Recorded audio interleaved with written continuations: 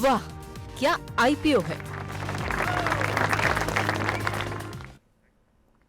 वाह क्या आईपीओ है, खास पेशकश हमारी, जिसमें हम आईपीओ से जुड़ी हुई हर छोटी बड़ी बात आपको बताते हैं। सब्सक्रिप्शन के आंकड़े क्या कह रहे हैं, ब्रोकर्स की राय क्या कह रही है, ग्रे मार्केट में प्रीमियम कितना चल रहा है, लिस्टिंग गेन कितना हो सकता है, और ख़ास तौर से क्या कुछ मैनेजमेंट कह रहा है, मैनेजमेंट की भविष्य की क्या योजनाएं हैं, आगे चल के किस तरीके से एक्सपेंशन होना है कंपनी का। इन तमाम विषयों पे हम बातचीत करते हैं और आज भी एक खास मैनेजमेंट हमारे साथ जुड़ी है, उनसे भी बातचीत करेंगे। हर रोज़ की तरह शौर्य हमारे साथ ही हैं और एक्सपर्ट के तौर पर डॉक्टर रवि सिंह भी हमारे साथ मौजूद हैं और कंपनी की मैनेजमेंट हमारे साथ बनी हुई है। प्रभात अग्रवाल जी हमारे साथ जुड़ गए हैं।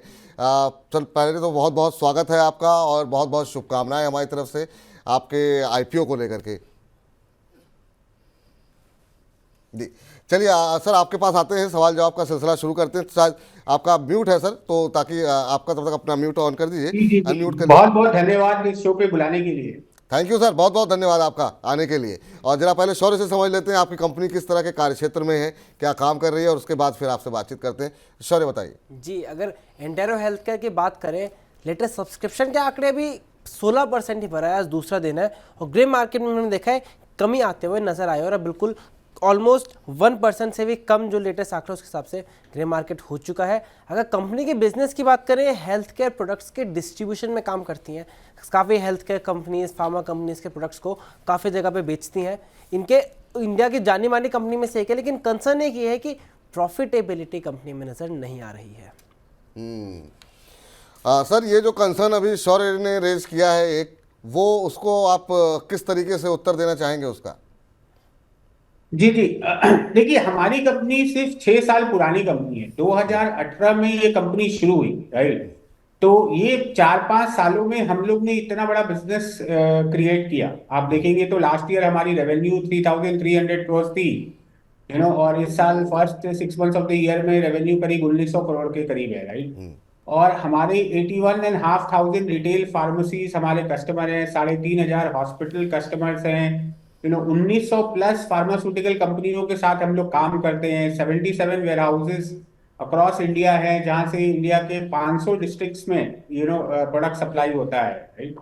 और ये जो इतना बड़ा बिजनेस क्रिएट हुआ है सिर्फ 4 या 5 सालों में ही, राइट। और ऑफ कोर्स आपको पता है हर बिजनेस में शुरुआती दौर पे तो इन्वेस्टमेंट ही करना पड़ता है, राइट। एक टीम बनाने में इन्वेस्टमेंट होता है, टेक्नोलॉजी बनाई हम लोग ने, उसका इन्वेस्टमेंट हुआ है, डिस्ट्रीब्यूशन इंफ्रास्ट्रक्चर में इन्वेस्टमेंट हुआ है। बट इसके बावजूद भी आप देखेंगे ऑपरेटिंग लेवल पे हम शुरू से ही प्रॉफिटेबल है। मतलब आप बहुत रेयर स्टार्टअप्स में देखेंगे कि सेकेंड ईयर से ही प्रॉफिट आना शुरू हो गया ऑपरेटिंग लेवल पे। आप देखेंगे लास्ट ईयर हमारा ऑपरेटिंग प्रॉफिट पूरे साल में 85 करोड़ का था। इस साल में 6 महीने में हमारा एबिटा जिसको बोलते हैं वो 61 करोड़ का है, राइट। और ये साल में हम लोग प्रॉफिट, इंटरेस्ट, टैक्स सब देने के बाद भी हम लोग प्रॉफिटेबल हो गए हैं, सो। और ये प्रॉफिटेबिलिटी आगे बढ़ेगी क्योंकि अब जितने भी हमारे पुराने इन्वेस्टमेंट्स हुए हैं बिजनेस में, उसका रिटर्न्स आना शुरू होगा, तो प्रॉफिटेबिलिटी तो और बढ़ेगी, और ये इंडिया बहुत बड़ा हेल्थ केयर का बहुत बड़ा मार्केट है। 2.7 लाख करोड़ का मार्केट है जो 10-11% से ग्रो कर रहा है। और हमारी बहुत यूनिक कंपनी है जो मतलब इतने छोटे समय पे यहाँ तक पहुंच पाई है, इतना बड़ा बेस बना पाई है। बहुत सारी कंपनियां हमारे साथ जुड़ी हैं, बहुत बड़ा कस्टमर नेटवर्क हमारे साथ जुड़ा हुआ है। और इंडिया में जो डिस्ट्रीब्यूशन है फार्मास्यूटिकल हेल्थ केयर का बहुत ही ज्यादा फ्रेगमेंटेड है, अराउंड 65,000 डिस्ट्रीब्यूटर्स है अक्रॉस द कंट्री, और हम लोग ने इतने छोटे समय पे ये स्केल क्रिएट किया है। और आगे जाके फ्यूचर में ये और बहुत बढ़ेगा। बहुत मैसिव अपॉर्चुनिटी है बिजनेस में आगे के लिए। जी सर। सर चलिए, अगर आपके हम ग्रोथ ड्राइवर्स की बात करें तो हम देख रहे हैं उसमें एक इम्प्रूवमेंट देखने को नजर आ रहा है, भले वो हॉस्पिटल्स हों या फिर आप किन कंपनियों के लिए प्रोडक्ट बेच रहे हो या स्टॉक कीपिंग यूनिट हो। लेकिन अगर हम रिसेंट के टाइम में देखें तो मार्च 2023 में आपके पास 3400 कस्टमर हॉस्पिटल थे और सितंबर 2023 तक वो 2800 हो गए हैं। अब अगर पिछले साल में कंपेयर करें, मार्च 2022 और सितंबर 2022, तब सिमिलर था। तो वे जो रिसेंटली गिरावट आई है थोड़े नंबर ऑफ हॉस्पिटल के कस्टमर्स में, तब उसमें बताएंगे ऐसा क्या क्यों है?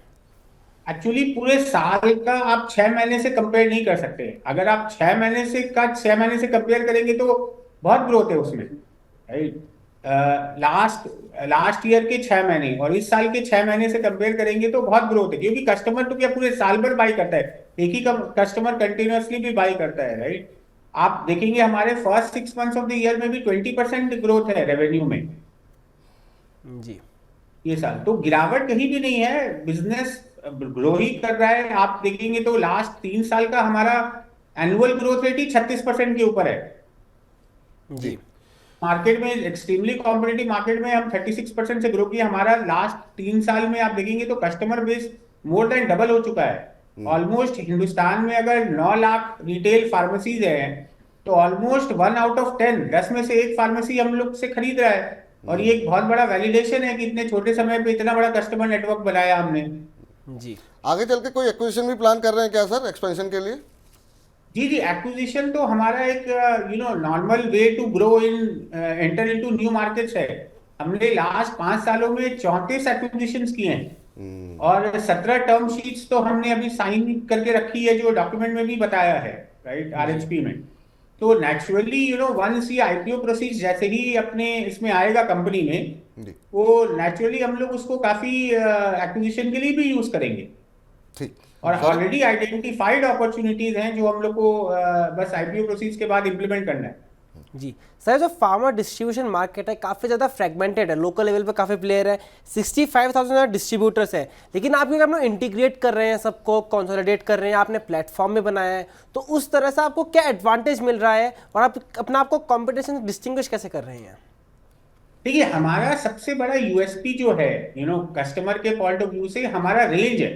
देखो, जितने भी छोटे डिस्ट्रीब्यूटर हैं वो लोग 10, 15, 20 कंपनियों के साथ काम करते हैं, हम लोग 1900 कंपनियों के साथ कर रहे हैं। तो हम लोग जितना बड़ा प्रोडक्ट रेंज दे सकते हैं एक रिटेल फार्मेसी को, वो नहीं दे सकता कोई भी। और हमारी जो स्केल और बाइंग पावर है वो लोग मैच नहीं कर सकते, राइट। हमारी जो यूसेज ऑफ टेक्नोलॉजी है, जैसे कि हमने अपना ऐप बनाया हुआ है जिसमें कस्टमर्स ऑर्डर लगा सकता है, हमारे वेयर हाउसेज जो हैं वो 24/7 चलते हैं, आप कभी भी आप हमारे ऐप पे कन्वीनियंटली ऑर्डर प्लेस कर सकते हैं। आपको एक पूरा रेंज मिल जाएगा। एंटेरो का नाम ही हम लोग ने रखा है एंटायर से वन स्टॉप शॉप है। तो इतना बड़ा रेंज, इतना बड़ा प्रोडक्ट रेंज, और दिन में 3 बार सर्विस, 3 बार डिलीवरी हम लोग देते हैं रिटेल फार्मेसीज को। तो इसी वजह से इतने कस्टमर इतने कम समय में हमारे साथ जुड़े। ऑलमोस्ट 10% ऑफ इंडिया का रिटेल फार्मेसी नेटवर्क जुड़ा है हमारे साथ इतने कम समय में। तो नेचुरली हम उनको कुछ बेटर ऑफर कर रहे हैं, तभी तो वो हमसे बिजनेस कर रहे हैं इतना। बिल्कुल सर। चलिए सर, बहुत बहुत शुक्रिया, धन्यवाद। प्रश्न तो बहुत सारे थे लेकिन थोड़ी सी समय की कमी तो है, इसकी वजह से हम जब आपकी लिस्टिंग होगी, उम्मीद करते हैं काफ़ी शानदार लिस्टिंग हो और आपके जो तमाम निवेशक हैं वो भी काफ़ी ज़्यादा मुनाफा कमाएं, आप लोग भी मुनाफा कमाएं। बहुत बहुत शुभकामनाएं सर आपके इस आईपीओ को लेकर के। लिस्टिंग के दिन दोबारा उम्मीद करते हैं आप मौका देंगे बातचीत करने का। Thank you sir. तो चलिए फिलहाल रवि सर के पास चलते हैं और पूछते हैं कि वहाँ पर उनकी क्या राय है। सर, इस आईपीओ पे आपकी क्या राय है? मैनेजमेंट को आपने सुना और इस आईपीओ के बारे में आपने अध्ययन तो किया ही होगा, लेकिन आपके पास मैं आऊँ उससे पहले अपने दर्शकों को हम बता दें कि मनी9 का समिट जो है वो दोबारा आ रहा है और क्या कुछ खास रहने वाला है इस बार, आइए ज़रा पहले नज़र डाल लेते हैं।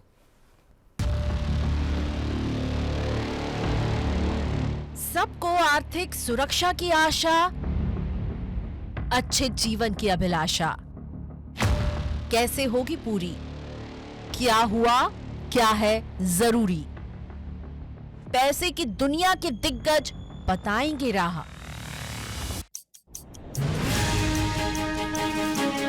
देश के वित्तीय महारथियों का महाकुंभ, TV9 नेटवर्क के फाइनेंशियल फ्रीडम समिट का दूसरा संस्करण।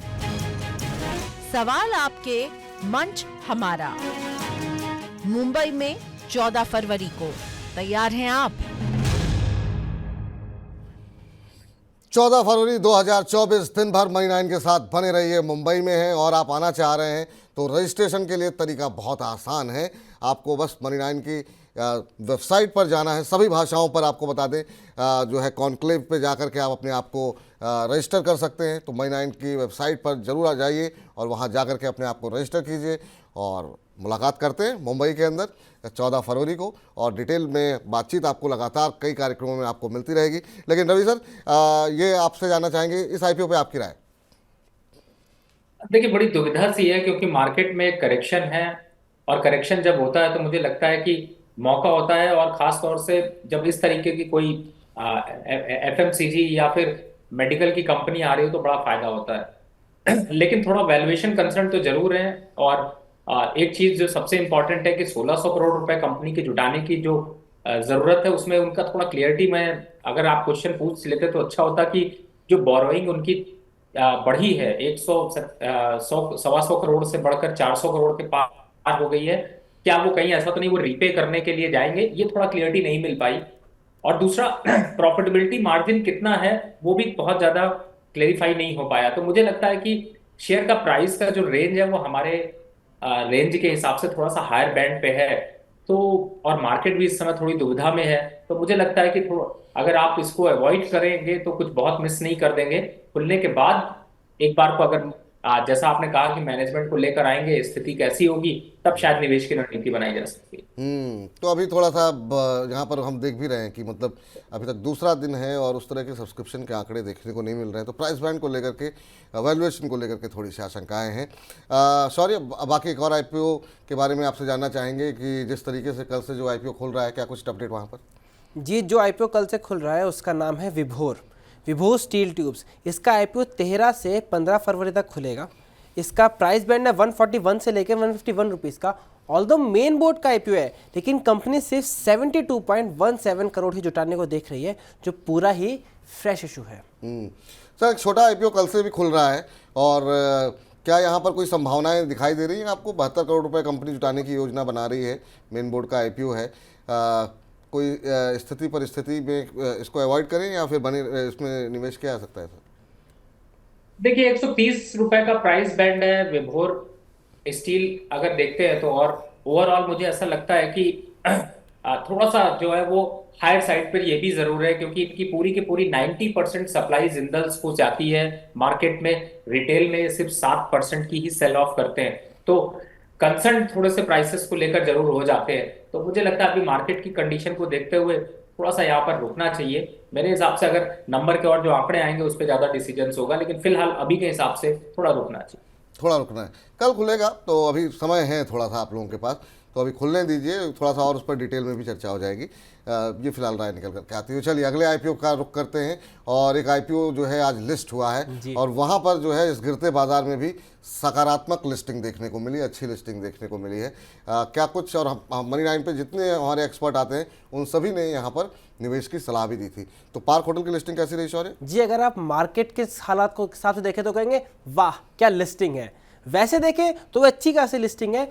आज अपीजी सुंदर पार्क, जिसे पार्क होटल के नाम से जाना जाता है, वो 20% के प्रीमियम पर लिस्ट होता हुआ नजर आया है।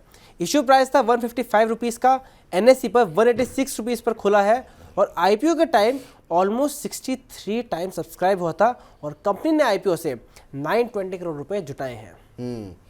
सर, एपीजे सुरेंद्र पार्क की लिस्टिंग हुई है और हमारे बहुत सारे दर्शक हैं जो ये कह रहे हैं कि क्या यहाँ पर एंट्री ली जा सकती है, यहाँ पर क्या स्टॉप लॉस हो सकता है।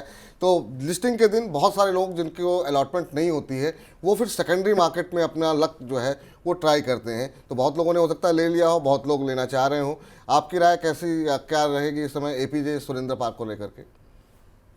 देखिए, जिस हिसाब से लिस्टिंग हुई है, चेहरे की चमक आई है, अगर मैं इस चेहरे की चमक को बरकरार रखूं तो मैं कहूंगा कि मैं मुनाफा वसूल कर लेता हूं और थोड़ा इंतजार करूंगा। बहुत कुछ ज्यादा पॉजिटिव सेंटिमेंट यहाँ पर अभी बनते हुए से नजर नहीं आ रहे। मौका है, प्रॉफिट बुक कर लीजिए। एटलीस्ट अगर आप लंबे समय की सोच भी रहे हैं तो भी अपना जो आपने आईपीओ में पैसे डाले तो उतना निकाल लीजिए, बाकी चलने दीजिए और रखिए स्टॉप लॉस एक यहाँ पर 190 का अगर नीचे क्लोज कर जाएगा तब इसमें जो है वो मुनाफा वसूली और बढ़ेगी। और अप साइड में अगर देखते हैं तो मुझे लगता है कि 1-2 दिन का समय दीजिए, आपको थोड़ा और पिक्चर क्लियर होती हुई नजर आएगी। चार्ट के स्ट्रक्चर के हिसाब से या आज जो कंपनी की लिस्टिंग हुई है उसके हिसाब से प्रॉफिट बुक करना ज्यादा समझदारी है। जी चलिए, मोटो जोशी जी कह रहे हैं सर मैंने कार्यक्रम की शुरुआत में ही आईपीओ का क्वेश्चन भेज दिया था। सर कार्यक्रम की शुरुआत में इतने सारे, उसके बाद इतने सारे सवाल आ गए हैं तो आप दोबारा भेज दीजिए, क्योंकि आईपीओ के 1-2 सवाल ले लेते हैं। हमारे पास सेठ मिश्रा जी ने सवाल भेजा है सर, ईपेक ड्यूरेबल के ऊपर ये जानना चाह रहे हैं कि यहाँ पे क्या करें। मैं आईपीओ में मिला हुआ था, अभी तक होल्ड कर रहा हूँ। तो ईपेक ड्यूरेबल के शेयरों में अभी ये बने हुए हैं, आईपीओ में इनको अलॉट हुए थे, अभी तक एग्जिट नहीं किया इन्होंने, क्या बने रहना चाहिए? देखिए, बिल्कुल बने रह सकते हैं। मुझे ऐसा लगता नहीं कि इतनी कुछ खास यहाँ पर मारामारी दिखाई दे रही है। और इस समय आईपीओ से जितने भी रिलेटेड स्टॉक्स हैं वैसे तो ज्यादातर 70% आपको प्रॉफिट ही ज्यादा अच्छे दे रहे हैं। तो मुझे लगता है कि अभी फिलहाल आने वाले 2-3 दिन के हिसाब से अगर देखते हैं मार्केट का जो मोमेंटम है, तो बने रहिए, ऐसी पैनिक नहीं है। शफीक अंसारी साहब कह रहे हैं मनी 9 में लगा दर्शकों का मेला, कार्यक्रम है बम्पर हिट सुपर हिट। धन्यवाद सर, बहुत बहुत शुक्रिया इतनी अच्छी टिप्पणी आप तमाम दर्शकों की तरफ से करने के लिए। अभी भी बहुत लोग SJVN NHPC, सर आप सभी से जो है निवेदन है कि जो है एक बार पूरा कार्यक्रम देखिएगा। सरकारी कंपनियों से जुड़ी हुई ज़्यादातर बड़ी कंपनियां, रेलवे और पावर पे तो खास तौर से डिटेल बातचीत हुई है, बदिंग सेगमेंट में भी बातचीत हुई है, तो आप सभी को जो है उत्तर मिल गया होगा। इस बीच जो है आगे बढ़ते हैं। सर टाटा टेक को लेकर के बहुत सारे सवाल आते हैं, कुछ लोग अभी भी होल्ड कर रहे हैं टाटा टेक जो है, जिनको IPO में अलॉट हुए थे, उनके लिए क्या सजेशन रहेगा सर? सॉरी, देखिए टाटा टेक में पहले भी आप लोगों को बता चुका हूं कि 1200 1250 ये लेवल पे प्रॉफिट बुक कर लीजिए। लंबे समय भी होल्ड करना है तो कोई प्रॉब्लम नहीं है। 1070 का टारगेट आपको दिया था, याद है? नहीं याद है तो पुराना वीडियो जाके देख लीजिए। और अभी वापस 1000 के पास ही रहेगा, इसलिए कोई जल्दबाजी नहीं। जिन लोगों ने ले रखा है उनको एक बार प्रॉफिट बुक करना चाहिए। अगर लेने के लिए मिस कर जाएंगे तो सर ज्यादा मैं रिस्क नहीं दिला रहा, या तो ये 1000 के पास मिलेगा या फिर 1180 के ऊपर क्लोज किया तो फिर खरीद लेंगे। तो कितना रिस्क है? 60-70 रुपए का रिस्क, जाने के लिए 100-125 रुपए। तो मेरे हिसाब से प्रॉफिट बुक कर लीजिए। आपके हिसाब से प्रॉफिट बुक कर लिया जाए। चलिए, अब एक दो SME IPOs भी थे, लेकिन अब समय जो है मुझे बार बार कहा जा रहा है कि कार्यक्रम को अब समाप्त किया जाए, काफ़ी ज़्यादा, तो कल डिस्कस कर लेते हैं सॉरी SME IPO को, क्योंकि समय थोड़ा ज़्यादा बढ़ रहा है तेज़ी के साथ। अभी एक हमारा और सेगमेंट बाकी है, तो बहुत बहुत शुक्रिया सॉरी तमाम जानकारी देने के लिए, तमाम अपडेट देने के लिए।